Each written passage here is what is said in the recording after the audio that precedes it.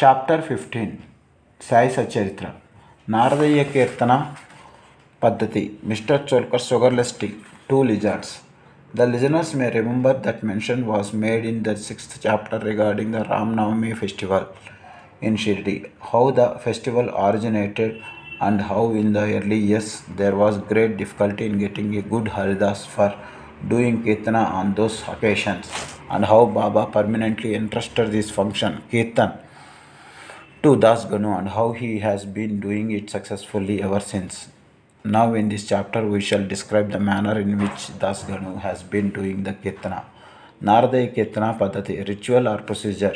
Generally, our Haridas, the person who conducts the Kirtanas, will, while doing the Kirtana, wear a gala and full dress.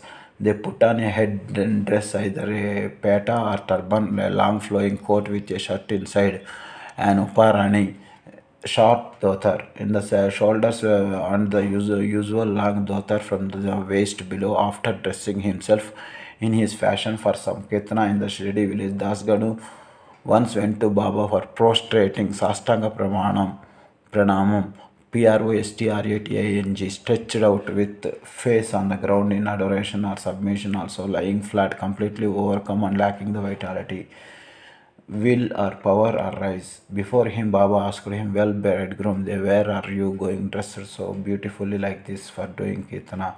Came the reply. Then Baba said, "Why do you want all these paraphernalia? PARAPHERNALIA, కావలసిన వస్తువులు, miscellaneous articles, especially the equipment needed for a particular activity, coat, uparani and peta, lay off all the before me. Why wear them on the body?" Thus Ganu immediately took them off and placed them all at Baba's feet. Thenceforth Das Ganu never wore these things.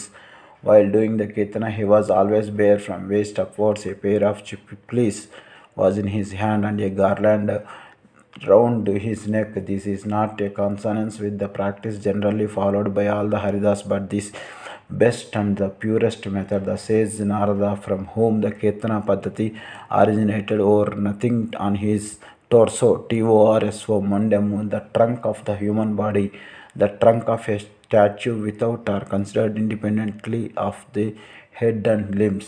And head, he carried a veena in his hand and wandered from place to place, singing the glory of the Lord. Mr. Cholkar's sugarless teachings. Tea, initially Baba known in Pune and Ahmednagar district, but Nana Sahib Chandorkar by his word of mouth and Das Ganu by his splendid Adbhutamaina Kirtana spread the fame of Baba in the Konkan Mumbai presidency. In fact, it was Das Ganu, may God bless him, who by his beautiful and inimitable అసమానమైంది అనుకరణను తిరస్కరించి so good or unusual as to be impossible to copy unique Kirtanas made Baba available to so many people there. The audience who come to hear the Kirtanas have different tastes. Some like the erudition, ERUDITAON, Pandityamu, Kavitanto Kodina, Mahonata Vidya, the quality of having or showing great knowledge or learning scholarship. He was known for his wit, erudition and teaching skills, or learning of the Haridas, some his gestures, some his singing, some his wit and humor, some his preliminary dissertations, DISCERTATION, Pravachanamu, sometimes known as the thesis in some countries. This term is used only for the final assignments of PhD degrees, while in other countries thesis and dissertation are interchangeable. A dissertation is a research project completed as part of an undergraduate or postgraduate degree on Vedanta and some his main theme and so on. But among them there are very few who by hearing the Kirtana get faith and devotion, love for God or saints. The effect of hearing Das Ganu's Kirtana on the minds of audience was, however, electric as it were. We give an instance here.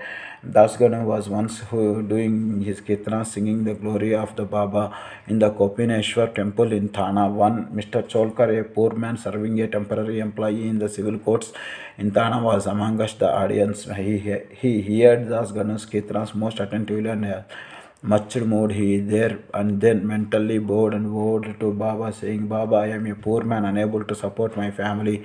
If by your grace I pass the departmental examination and get a permanent post, I shall go to Shirdi, fall at your feet and distribute sugar candy in in your name. As luck would have it, Mr. Cholkar did pass the examination and did get the permanent post, and now it remained for him to fulfill his vow.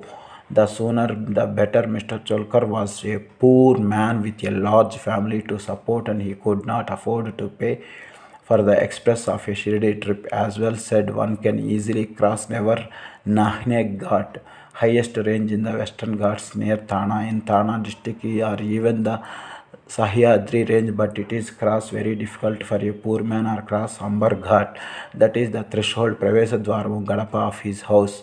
As Mr. Cholkar is anxious to fulfill his vow as early as possible, he resolved to cut down his expenses and save money. He determined not to use sugar in his diet and began to take his tea without it after he was able to save some money. In this way, he came to Shirdi, took Baba's darshan, fell at his feet, offered a coconut, distributed it with a clean conscience along sugar candy as per his vow, and said to Baba that he was much pleased with his darshan and that his desires were fulfilled that way. Mr. Cholkar was in the masjid with his host Bapu Sahib Jag. When you host and the guest both got up and were about to leave the masjid, Baba spoke to Jag as follows: "Give him your guest a cup of tea fully saturated with sugar." Hearing these significant words, Mr. Cholkar was much moved. He was wonderstruck. His eyes were bedwearied with tears, and he fell at Baba's feet again. Mr. Jag was also curious about this direction. Baba wanted by his words to create faith and devotion in Cholkar's mind. He hinted, as it were, that he got the sugar candy as per his vow, and that he knew fully well his secret determination not to use sugar in his diet. Baba meant to say, if you spread your palms with devotion before me, I am immediately with you on day and night. Though I here physically, still I know what you do beyond the seven sea. Go wherever you wish over the wide world. I am with you. My abode is in your heart.